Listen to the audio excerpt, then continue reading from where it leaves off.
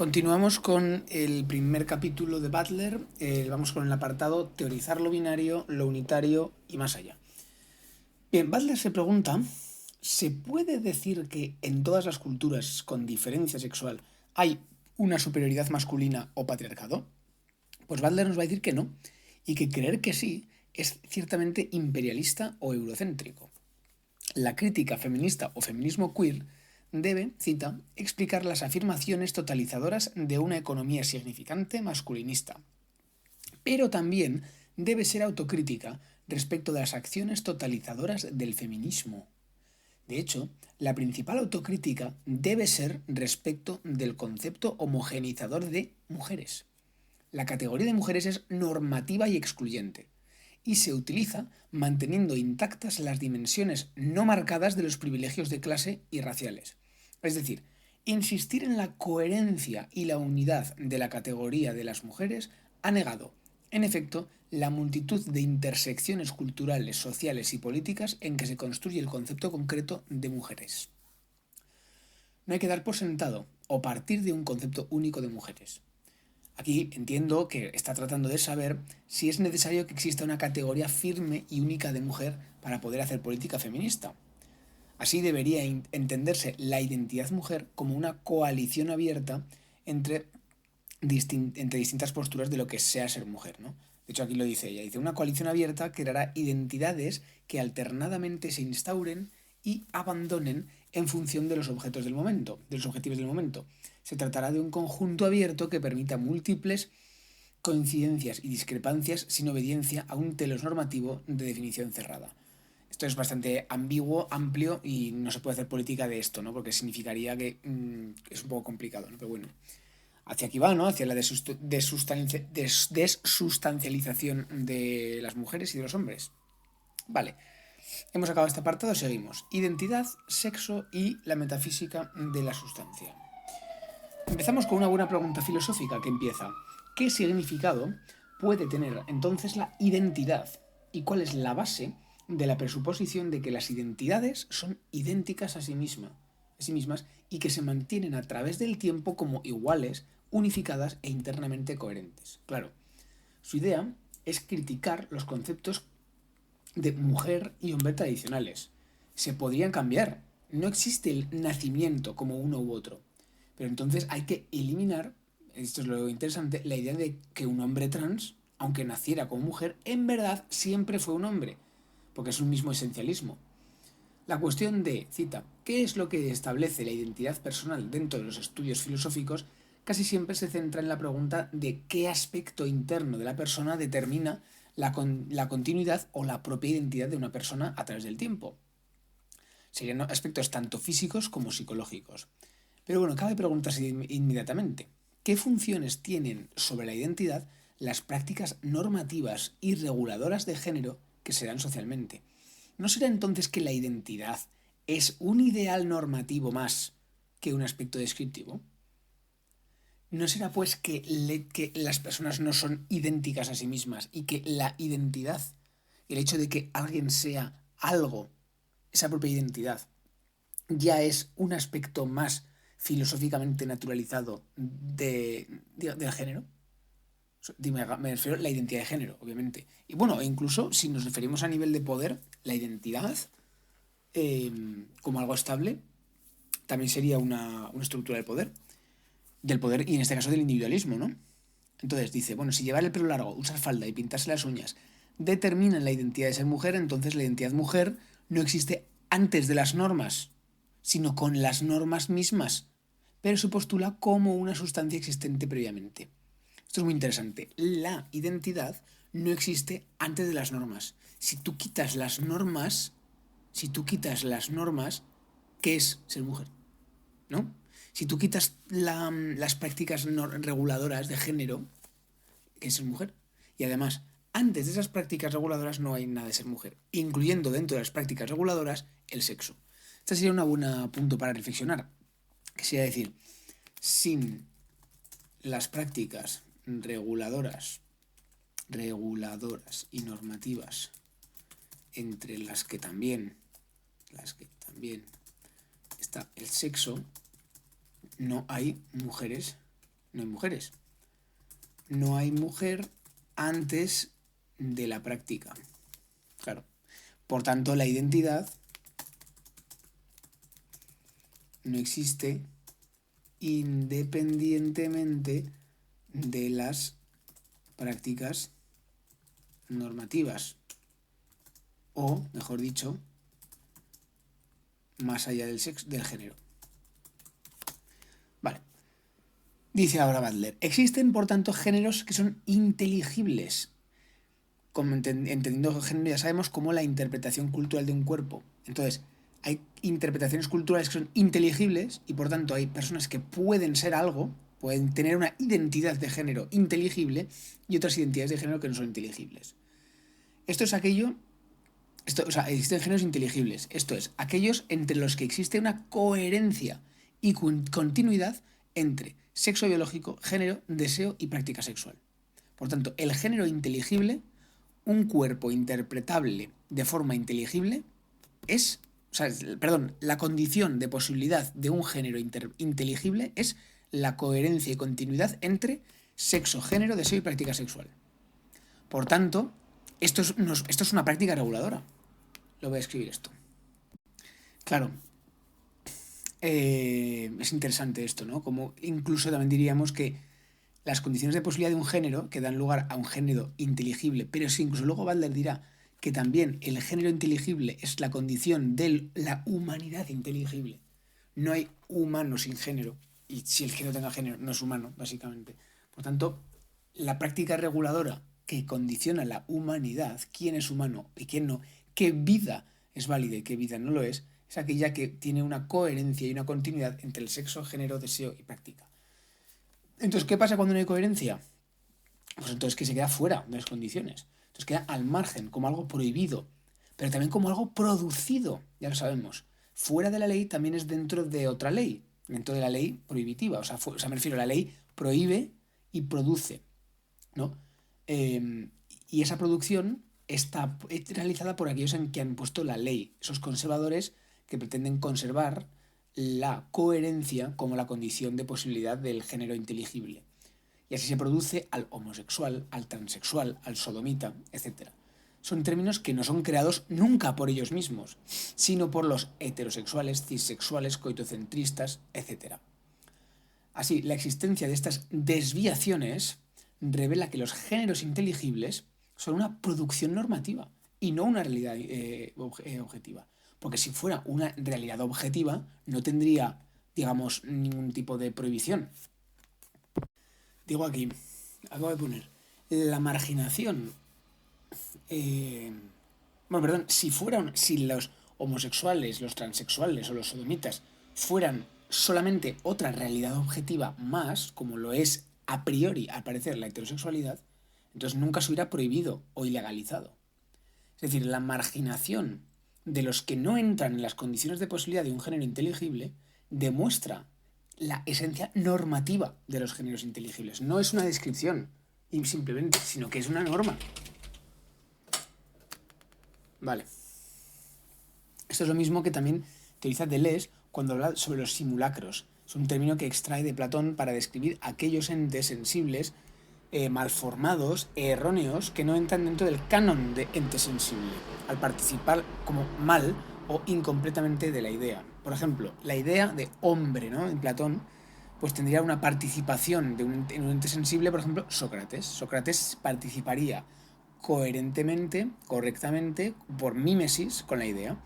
Sin embargo, también existen entes sensibles que no participan de la idea, porque no existe tanta coherencia.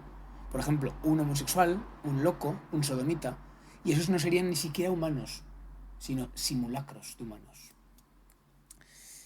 Por tanto, los locos, los homosexuales, los díscolos, revelan mediante su monstruosidad la artificiosidad de las ideas y de la necesidad de encajar u homogeneizar los entes sensibles en torno a dicha idea. Lo que ya nos dirá Foucault es que esa idea no existe sustancialmente o trascendentemente, sino que se crea mediante prácticas reguladoras. La idea, el género inteligible, es el resultado de prácticas reguladoras. Son prácticas reguladoras, de hecho. Primero, es por tanto la ejecución del poder y de prácticas reguladoras. Así sí, así no. Después se producen, primero es la ejecución de las prácticas reguladoras, como se producen, después se producen identidades coherentes con dichas prácticas. Vale, entonces los que sí son así, los que no son así. Y por tanto se produce la normatividad, monstruosidad y las identidades que merecen vivir. En este sentido, las identidades coherentes y las identidades no coherentes sabemos que se, reproduce dicha normalidad o no a través de un aparato legal y a través de un aparato biopolítico. Es esencial el doble sentido, entonces, en la producción es donde se sitúa el acento de toda la cuestión. En la producción de prácticas reguladoras que dan lugar a identidades coherentes e identidades no coherentes, ¿vale? Y ya sabemos que esas identidades coherentes funcionan a través de la coherencia entre las prácticas que se han postulado. Vale.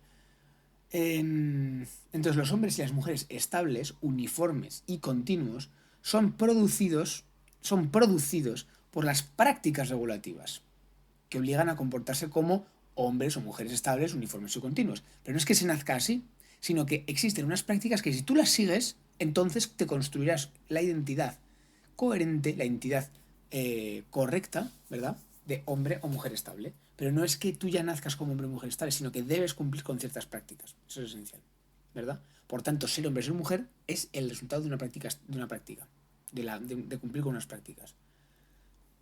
La verdad se crea mediante la producción de sujetos que corroboran dicha verdad. Y para que lo hagan, se les debe dirigir en la dirección concreta para que la corroboren. Por ejemplo, vamos a crear una verdad, ¿vale? Los hombres y las mujeres son distintos. Entonces, a partir de mañana, pues bueno, ciertas personas van a ir a este baño y estas otras a este otro. Y el que no lo haga tiene derecho a quejarse y a denunciar que el otro no lo ha hecho. Entonces las familias pues empiezan a decir a sus hijos e hijas, tú ve a este, tú a ese otro, porque tú quieres que tu hijo y tú sea, un niño normal y no sea un niño anormal. Cada uno de los niños ya sabe a qué baño tiene que ir, e incluso si ve a otro niño entrando al de niñas, le podrá echar la bronca o chivarse a sus padres. Entonces, estas prácticas regulativas crean la normalidad. Lo normal es que los niños vayan al baño de los niños y las niñas al de niñas, porque ambos son diferentes. Se acaba de crear la verdad, los hombres y las mujeres son diferentes. Las verdades se crean mediante la exigencia de prácticas reguladoras que afectan sobre la población. Así se habrá realizado una producción de sujetos que reproduzcan dichas verdades. Bueno, Butler insiste en lo que decimos. Las identidades alternativas a las prácticas regulativas no pueden existir. Es decir, aquellas en las que el género no es consecuencia del sexo y otras en las que las prácticas del deseo no son consecuencia ni del sexo ni del género. Entonces, esas identidades son enfermas, desviadas, defectuosas. Lo queer, es decir, lo monstruoso, muestra, claro, además de que parece ser que se muestra fuera de los límites, ¿no? Pero realmente lo que está haciendo es mostrar que los límites son reguladores. Muestran una condición de inteligibilidad. Muestra, por tanto, la artificiosidad atravesada por poder de las prácticas regulativas de género. Vale, una pregunta. ¿Cómo surgen esas identidades que no pueden existir? Si justamente no pueden existir. ¿Siempre existieron? ¿Por qué surgen los trans, los homosexuales, los sodomitas, etcétera? ¿Nacen así? ¿Se hacen así? ¿Cómo puede hacerse si hay una práctica regulativa que obliga a ser de una forma concreta? Tanto que si no se es de esa forma, ni se es.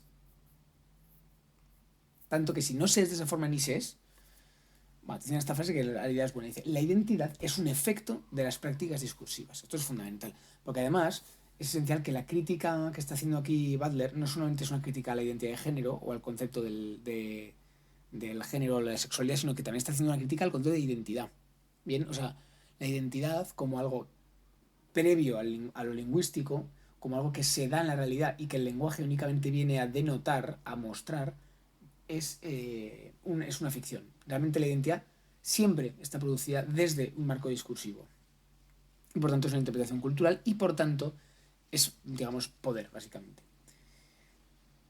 Claro, entonces esta frase, la identidad es un efecto de las prácticas discursivas, es una profundización postestructuralista de la afirmación marxista que dice la realidad determina la conciencia o la esencia humana es el conjunto de sus relaciones sociales.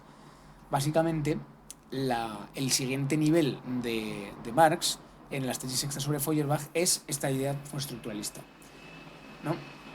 La identidad, es decir, la esencia, es un efecto de las prácticas discursivas, es decir, el conjunto de las relaciones sociales, pero llegado a un nivel, pues, digamos, mezclado con el concepto, con el giro lingüístico del siglo XX, ¿no?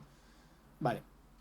La identidad de género aquí la define Butler como la relación entre sexo, género, práctica sexual y deseo. Es, por tanto, un resultado. Es el resultado de la práctica, es el resultado de la relación coherente o no coherente que existe entre sexo, género, práctica sexual y deseo. Bien, por tanto, la multiplicidad subversiva es eliminada a la par que se produce una reglamentación binaria a través de la hegemonía heterosexual, reproductiva y médico-jurídica. Recordemos lo que decía Wittig, cita, solo las mujeres son marcadas a través del sexo, ya que los hombres son el universal, los hombres son personas y las mujeres son mujeres, con género femenino determinado por su sexo biológico. El sexo biológico es uno de los ejes principales que oprime a las mujeres individuales, a los sujetos persona marcados como mujeres. Por tanto, se debe destruir el sexo para alcanzar la posición de sujeto universal como el de los hombres. Esto es lo que dice Wittig. Pero Butler va a criticar a Wittig y va a decir que esta idea de que se debe destruir el sexo corrobora la promesa normativa de ideales humanistas que se sientan en la premisa de la metafísica de la sustancia, en vez de refutarla. Porque claro, cuando Wittig parece defender un proyecto radical de emancipación lesbiana y distingue entre lesbiana y mujer, lo hace mediante la defensa de la persona anterior al género, representada como libertad. Esto no solo confirma el carácter presocial de la libertad humana en Wittig, sino que también respalda esa metafísica de la sustancia que es responsable de la producción y naturalización de la categoría de sexo en sí. Es decir, Wittig realmente es liberal, cuando lo que realmente con la solución que da al problema del sexo, ¿no? Si conseguimos liberarnos de la categoría sexo, seremos lo que un día fuimos antes de ser marcados, personas libres, simple y llanamente, o podremos salir del sistema y seremos libres. La libertad, por tanto, sería algo postdiscursivo o prediscursivo, algo que está fuera del discurso, cosa que es una cuestión absolutamente metafísica, ¿no? Esto revela que la categoría de persona o libertad se postulan como presociales, cuando desde una perspectiva postestructuralista esto no tiene sentido. Es que no hay persona, no hay libertad fuera de las sociedades humanas constituidas históricamente. Wittig realmente está cayendo en la misma idea del derecho natural a la libertad, por el que somos libres por naturaleza, y en la metafísica de la sustancia, por la que existen entes idénticos a sí mismos previamente a la constitución social y lingüística. Y esto es lo que yo decía cuando leía Wittig. Claro, yo cuando leía Wittig decía, bueno, es que Wittig realmente lo que nos está diciendo es que la marca se da siempre después, ¿no? Tú naces en un cuerpo que no está marcado, eres una persona libre y de pronto, ¡pum!, te llega la cultura y te marca el cuerpo y te dice que el sexo es a lo que tienes que poner atención para fijar tu identidad. Probablemente no, esto es la idea del contrato social, total y absolutamente, es la idea del contrato social. Y de hecho, la propia Wittig lo dice, el contrato sexual de Carol Peitman o el contrato lingüístico. Realmente no es así, nunca hay un antes, ¿vale? Eso es una ficción reguladora que ya realiza Wittig para poder justificar su propia postura. De hecho, al final Wittig está quedando la misma idea, vale. Entonces, el concepto de metafísica de la sustancia que elabora aquí Butler es un concepto que utiliza Derrida para criticar la tradición filosófica, ¿no? Digamos, el concepto de metafísica de las sustancias son las que pondrán en circulación principalmente Platón y Aristóteles, mediante el fundamento de que tiene preexistencia la sustancia del accidente. Eso es esencial. Tanto Platón, a través de que la idea preexiste al ente, y tanto Aristóteles, literalmente, con que la sustancia preexiste al accidente o tiene o es la dueña, la encargada de la identidad, pues eso es como empieza la metafísica de la sustancia. La sustancia está más allá del accidente. No es el accidente, sino que es otra cosa. Está, por tanto, metafísica.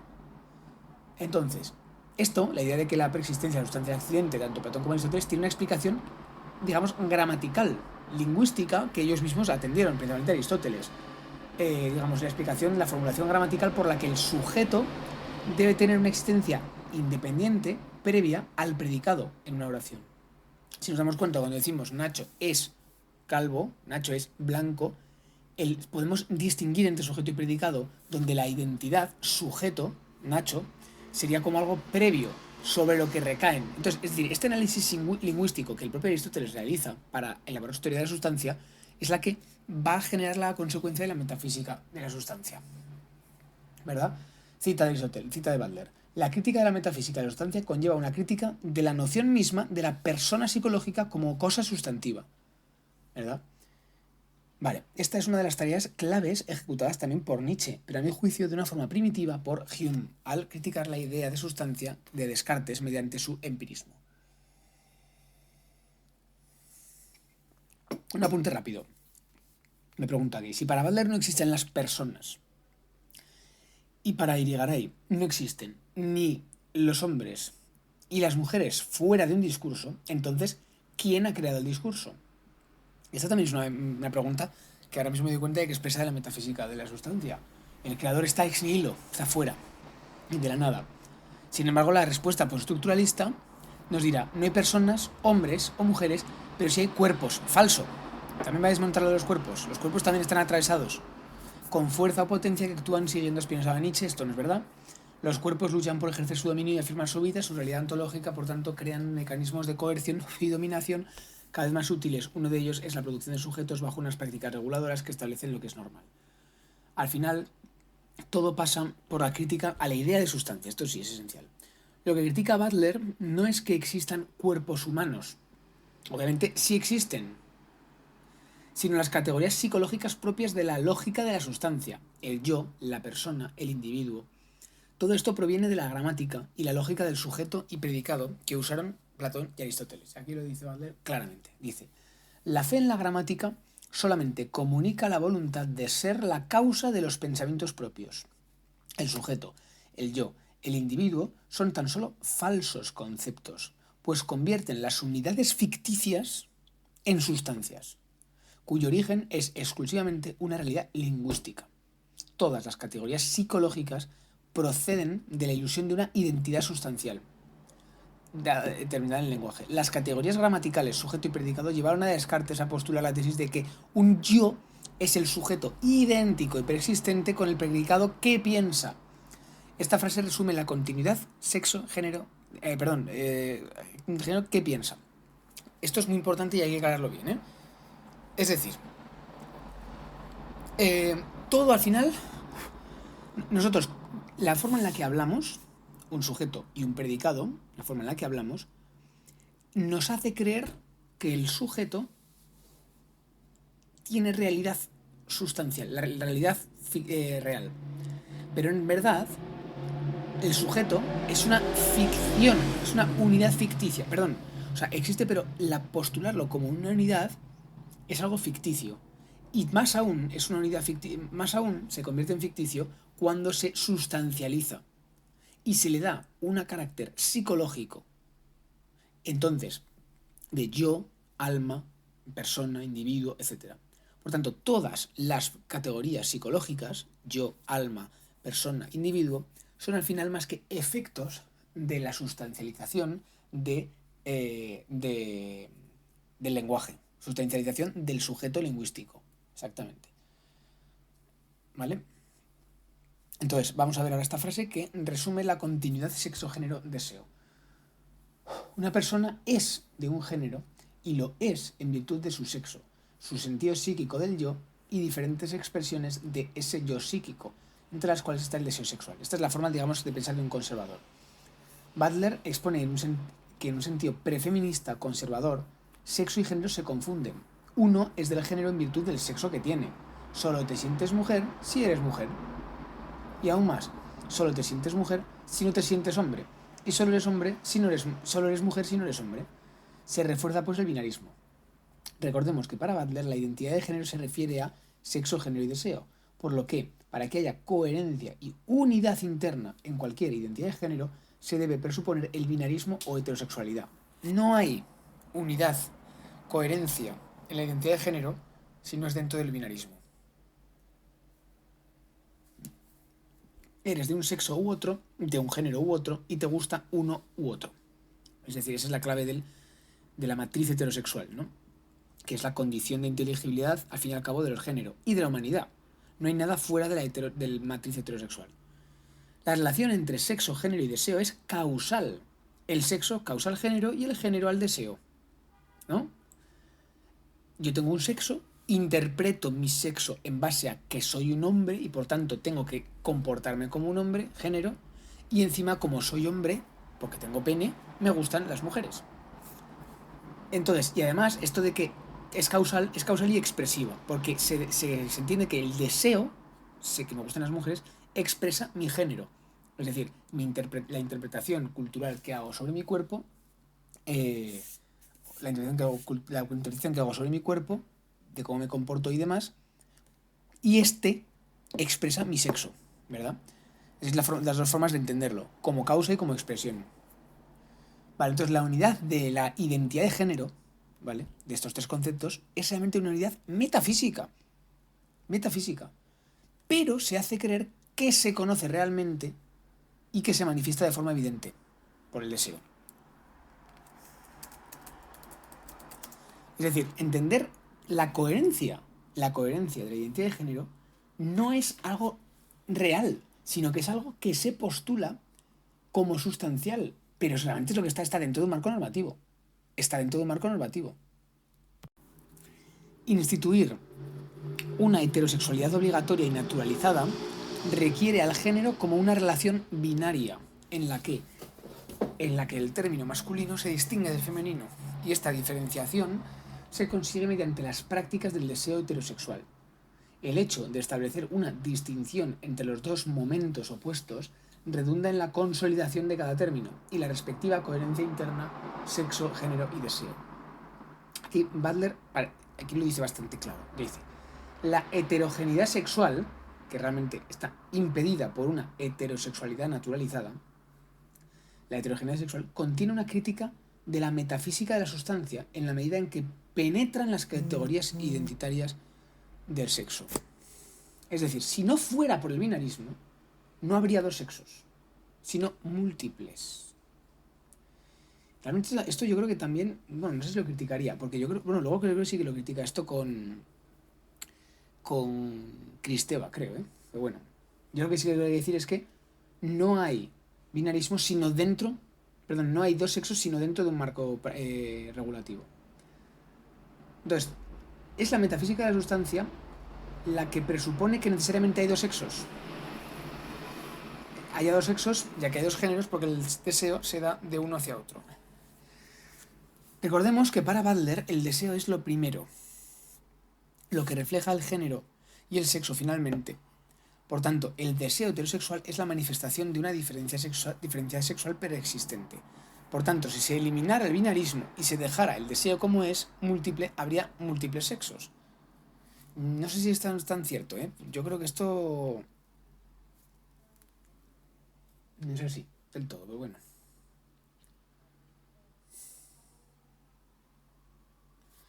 Vale, ahora luego habla un poco aquí de la intersexualidad, que luego profundiza mucho más cuando habla de Foucault, y dice: la intersexualidad como la posibilidad de romper el binarismo. La intersexualidad plantea la posibilidad de una experiencia de género que no pueda percibirse a través de la gramática sustancialista y jerarquizadora de los sustantivos y los adjetivos.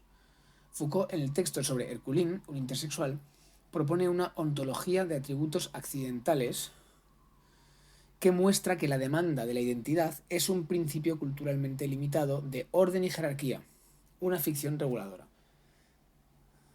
Es decir, según Foucault y el postestructuralismo francés, hay cuerpos con atributos dispares, pero no sustancias rígidas, macho-hembra. La búsqueda de dichas sustancias es una ficción reguladora, es decir, una práctica reguladora que produce sujetos definidos para ser controlados. Claro, lo que pasa no es que si se destruye el sexo aparecería la multiplicidad sexual, sino que no podríamos hablar de géneros disonantes. Eso sí, si se suprime la normatividad, si se suprime, mejor dicho, porque claro, para Butler no se puede suprimir la normatividad, sino que si se amplía la normatividad, o si se revela la normatividad como algo arbitrario, entonces ya no se podrá entender como un género disonante o enfermo y demás, Si la noción de una sustancia constante se demuestra como una construcción ficticia creada a través del ordenamiento obligatorio de atributos en secuencias coherentes de género, entonces el género como sustancia, ¿vale? Es decir, ser hombre, ser mujer como sustancia, se cuestiona por el juego disonante de atributos que no se corresponden con modelos consecutivos o causales. Lo que quiere decir Butler, de alguna forma, es que tú tienes que encajar con las normas, porque realmente no cuadras, porque todo cuadrar es no es una cosa real, sino que es un esfuerzo, vamos a decirlo, muy, muy por encima. Entonces, cuando te das cuenta de que cuadrar es cuadrar con lo que se espera de ti es un forzar, es algo forzado, eh, entonces básicamente se cuestiona el tema del hombre y la mujer como algo que continuamente, ¿no? Lo que viene a decir es que el juego, esto luego lo vemos después, el juego, la parodia, rompe con la categoría cerrada de hombre y mujer y revela que la mujer y la mujer es una construcción ficticia. Al parecer, la creación de un yo con género se establece por la, como hemos dicho, reglamentación de atributos. No es sino atributos que están a lo largo de líneas de coherencia culturalmente establecidas. Esa es la cosa, ¿no? Lo voy a decir otra vez. El yo con género se establece por la reglamentación, reglas, de atributos que están a lo largo de líneas de coherencia culturalmente establecidas. Por tanto, la normalidad no es sino la coherencia con una práctica reguladora. Una práctica reguladora que puede ser una acción o puede ser un cuerpo, puede ser un atributo, eso puede ser una práctica reguladora. Tener tetas, tener polla, eso es una práctica normalizadora, reguladora. Por tanto, el que tiene pene es hombre, ¿vale? La forma de mostrar que dicha normalidad es una construcción la forma de mostrar que dicha normalidad realmente es una construcción es con el juego desreglamentado, ¿verdad? Ese juego desreglamentado de atributos que se oponen a la asimilación al marco prefabricado de sustantivos primarios y adjetivos subordinados. Por tanto, las sustancias, hombre y mujer, son los resultados de las coherencias de la práctica reguladora. Exactamente. De reglamentos de ciertos atributos contingentes. Atributos contingentes.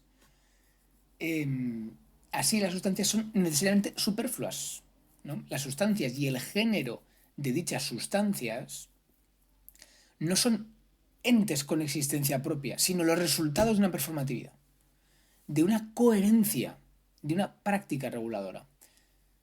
La normalidad de una práctica, básicamente. Así pues, mujer y hombre se hacen mediante la reproducción coherente de la práctica reguladora, siguiendo las normas preestablecidas de lo que implica ser mujer. El género resulta ser performativo, es decir, conforma la identidad que se supone que es. El género es siempre un hacer, un reproducir, un ejercer, una práctica. Porque al final, como decimos, el género es una interpretación cultural. Entonces es un hacer, es una práctica, no algo que se es.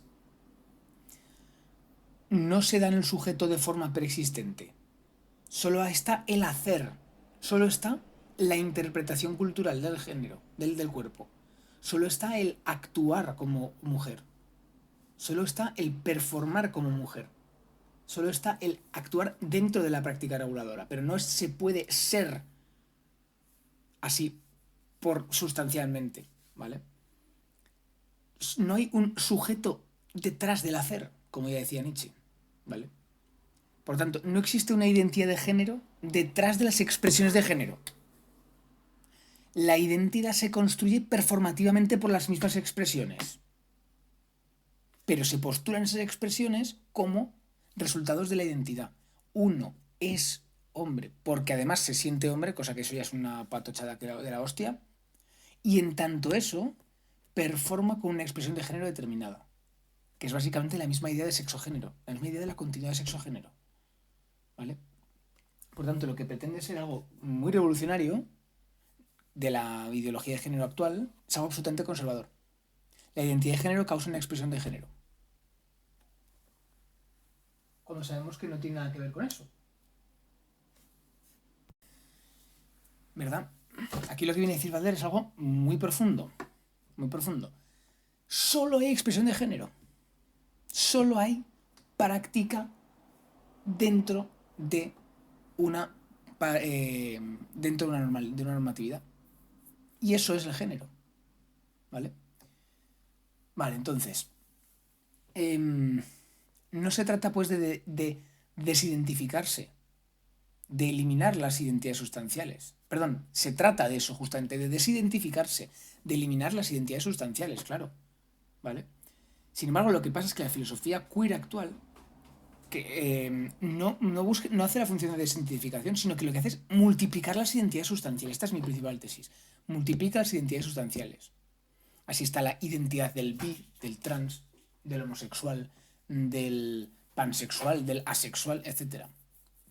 Si se piensa que se nace trans, se nace homosexual o las demás, entonces claramente se está argumentando que son identidades sustanciales, naturales, que están ahí, que como lo están los hombres y las mujeres. Tú, mira, o eres hombre, o eres mujer, o eres trans, o eres pan, o eres bi, o eres no binario, o eres asexual. Pero todos se nace así.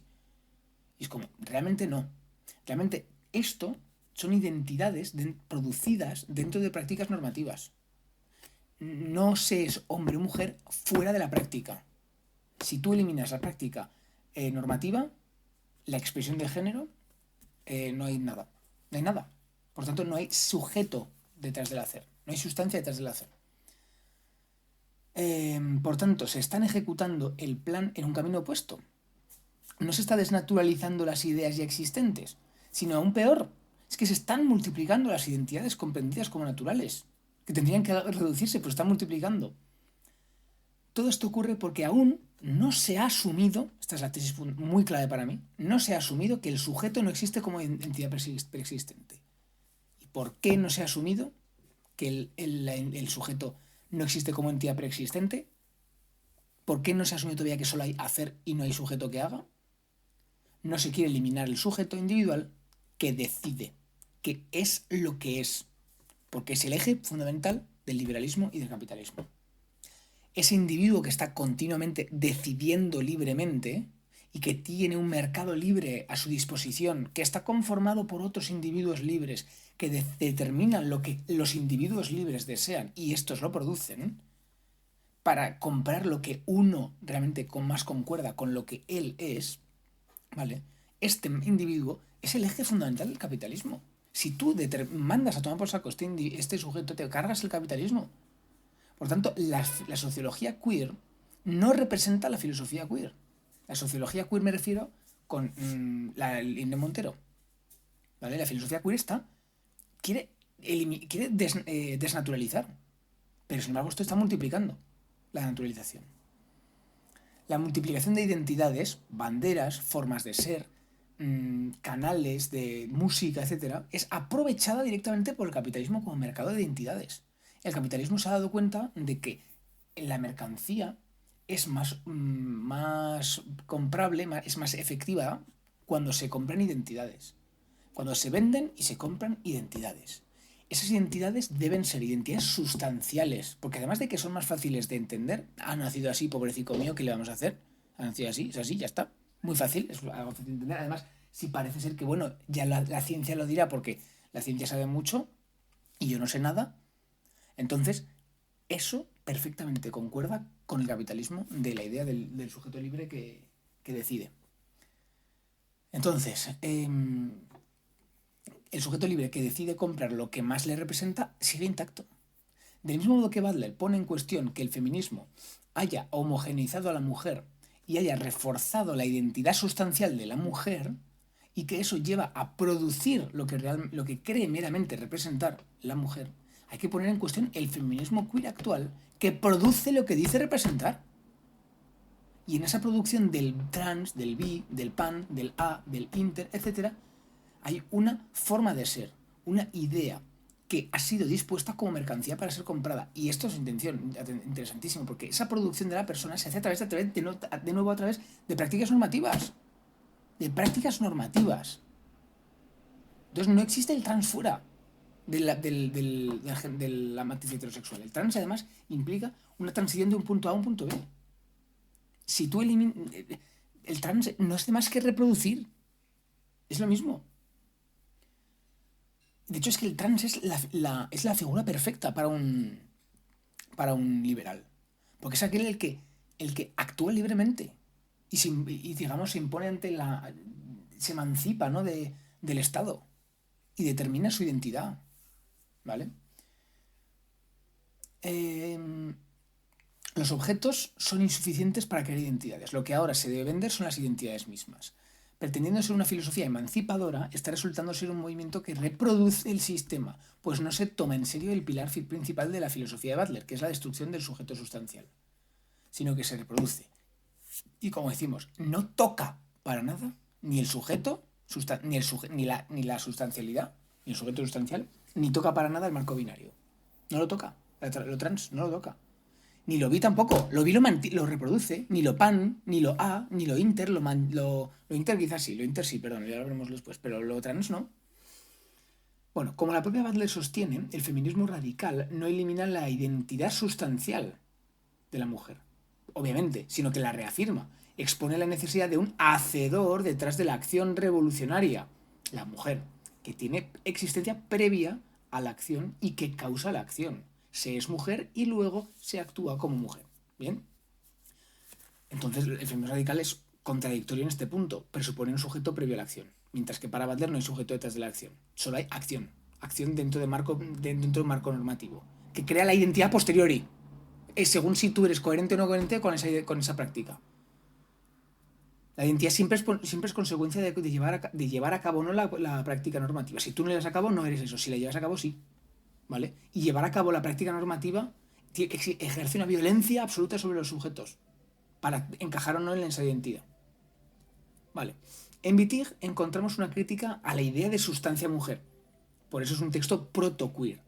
Pero mantiene la sustancia del sujeto humano, del individuo, las mujeres, que llama ella, como ese sitio metafísico donde se sitúa la acción humana. Cuando, y esto es clave, el individuo no existe antes de la producción capitalista de individuo. El individuo es el pozo mínimo que debe existir y sobre el que se funda la lógica capitalista, en la que un individuo decide qué consumir o qué producir. La lucha principal es contra el concepto de individuo sustancial.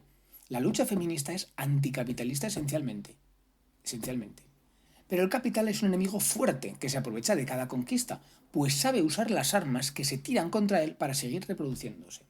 Comprar la camiseta soy anticapitalista, soy queer, soy pansexual. Tazas para pansexuales, música para queer, listas de podcast para bisexuales. Crea tu propio negocio a favor de lo trans. Lo problemático de las identidades sustanciales, que existan las mujeres, que existan también lo trans como sustancial, es que son unidades significantes arbitrarias. Podrían no haber sido, basadas en prácticas reguladoras. Ser mujer implica un deber ser mujer. Exactamente, es muy interesante. Ser mujer implica deber ser mujer. Y por tanto, esa identidad sustancial es excluyente y violenta y produce sus propias insurrecciones. Esto es, una definición cerrada va a verse continuamente puesta en duda por relaciones diversas, con lo que va a producir revoluciones y opresiones. Por tanto, aquí, ser un díscolo no surge, digamos, por la voluntad. Esto es clave. Ser un díscolo, ¿no? O digamos, la diversidad no es algo, digamos, propio de la voluntad, sino propio de la definición de la práctica regulativa. Esto ocurre en todos los planos, ontológico, epistemológico. ¿Existen las mujeres o los hombres fuera del lenguaje? ¿Existe la realidad fuera del lenguaje? Pues para un posturista como Butler, pues no. Volviendo a la idea de la sustancia. A ver, para Beauvoir es obvio que existe la mujer, que existen los sujetos e individuos. Entonces, Beauvoir sigue presa de la metafísica de la sustancia, pues cree en un sexo natural y un género que se le aplica. Un accidente sobre una sustancia previamente dada. Por tanto, Beauvoir es aristotélica y por tanto heredera de la metafísica de la sustancia. Bien, para Wittig, que parece que entra en el terreno queer, todavía cree que hay un sujeto, en verdad. La persona, el individuo al que se le marca con la sexualidad, ¿vale? Esa persona individuo contiene una unidad presocial y previa al género. Realmente, tanto Beauvoir como... ahí Wittig está demostrando cierto liberalismo, porque mantiene la idea de persona humana marcada por un poder, el género, que se inventa ciertas normas y las naturaliza para reproducir el mismo poder. Entonces es como yo decía, una vez había sujetos puros, personas, individuos libres, y de pronto se realizó la marca sexual. El problema es que esto debe tener una referencia histórica o algún material en el que se base. Lo que va a decir Butler es aún más fuerte que lo de Wittig. Por tanto, Wittig no es suficiente. Wittig no llega a hacerlo de todo. Apunta bien, pero no lo hace bien. Butler dice, no hay individuo, no hay persona, no hay sujeto puro previo a la producción o al poder. Lo que hay, si es que hay algo, es relaciones de poder, dinámicas entre cuerpos. Las subjetividades van después. Las relaciones de poder son lo primero. El género es lo primero. La práctica, la puesta en marcha de prácticas normativas. Eso es lo primero. Vale, cabe la pregunta ahora. ¿Se pueden crear identidades alternativas? ¿Se pueden crear no identidades? ¿Se pueden eliminar o salir de la normatividad binaria de las entidades sustanciales? ¿Qué había antes, fuera o después de la normatividad binaria? La pregunta es tramposa, realmente porque la normatividad binaria que se basa en prácticas reguladoras prohibitivas son realmente productivas, de manera repetida e involuntaria, de sujetos que no pueden acceder a un fuera, antes o después del poder que lo ha creado. Es decir, no hay un antes, un después o un fuera del género, porque esas cosas han sido creadas dentro. Entonces, no podemos imaginarnos a esas mismas cosas que han sido creadas dentro, fuera, porque esas cosas fuera son inteligibles. No hay mujeres fuera del género. No hay mujeres fuera del género. Y de hecho es que lo que le interesa a Butler no es salirse del género, salirse de la matriz de poder, sino que lo que le interesa es desplazar el género, mostrar la matriz. Vale. Entonces, sin embargo, las identidades creadas no son uniformes entre sí. El marco legal es el mismo para todos, que tengan un género determinado, un sexo único, etc. Por lo que las producciones se alejan de sus objetivos originales e involuntariamente dan lugar a posibilidades de sujetos que no solo sobrepasan las fronteras de la integridad cultural, sino que en realidad amplían los confines de lo que es culturalmente inteligible. La práctica normativa es una práctica que no es, digamos, que no da cuenta de la totalidad de la realidad, básicamente, ¿no? Se ve siempre superada. Siempre superada. Por tanto, allí. Claro, aquí Butler no está diciendo de alguna forma que por tanto hay algo antes de la ley. Es interesante. Bueno. Está diciendo que hay neos en Matrix, vamos, que se saltan el código. Necesita más explicación esto. ¿Cómo ocurre? ¿Por qué ocurre? ¿Hay imperfecciones en la performatividad de género? El género normativo se impone mediante dos funciones, ya lo sabemos. Jurídica, prohibiciones, leyes, médico, escuela, y productivas o biopolíticas, familia, amigos, tele, cultura, involuntariamente. Los sujetos que salen de ahí no son muy variados a pesar de que la máquina de género sea la misma. Los sujetos que salen de ahí son muy variados a pesar de que la máquina de género sea la misma. Claro, aquí es un poco el principio de lo díscolo. Está aquí, que los sujetos que salen de las prácticas de los ejes de género, que es jurídico y no biopolítico, son bastante diversos. Entonces esta es muy buena, dice. La necesidad del feminismo radical por volver a la biología, a la explicación biológica del sexo, parece ir en contra de las críticas a la biología como destino que las mismas feministas realizan hacer. Antes de meterme aquí, rapidísimamente, los sujetos que salen de... Voy a explicar esto mejor. El mecanismo del género normativo, de la práctica normativa, se ejecuta mediante dos funciones. Estoy pasarlo ya, jurídico y productivo o biopolítico.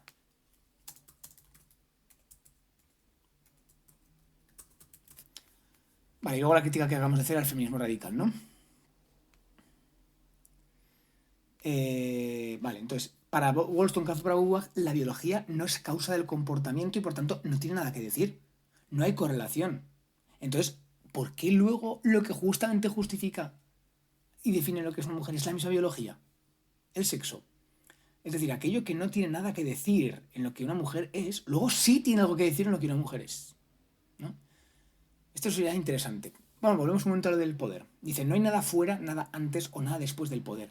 Si la sexualidad se construye culturalmente dentro de relaciones de poder existentes, entonces la pretensión de encontrar una sexualidad normativa que esté antes, fuera o más allá del poder es una imposibilidad cultural y un deseo políticamente impracticable, que posterga la tarea concreta y contemporánea de proponer alternativas subversivas de la sexualidad y la identidad dentro de los términos del poder en sí. Esta cita es alucinante.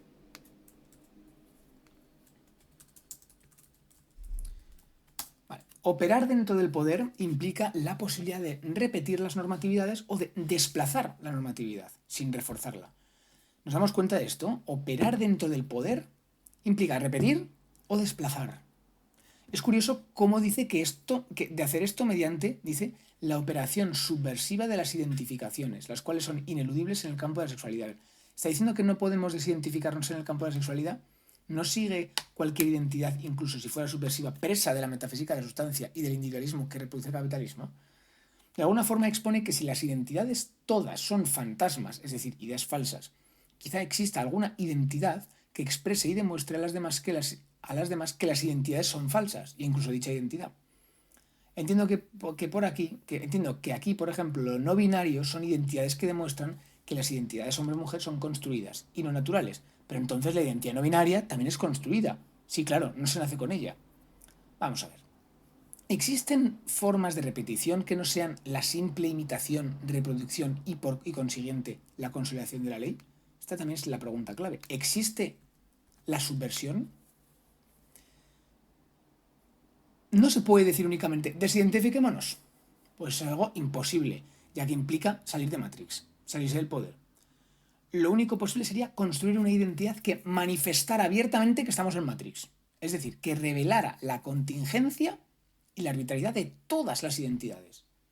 Es lo único posible. No se puede salir de Matrix. Solo se puede desvelar que estamos en Matrix. Una de estas formas de mostrar el carácter construido de las identidades es, propone Butler, mediante la aplicación de convenciones heterosexuales dentro de contextos homosexuales.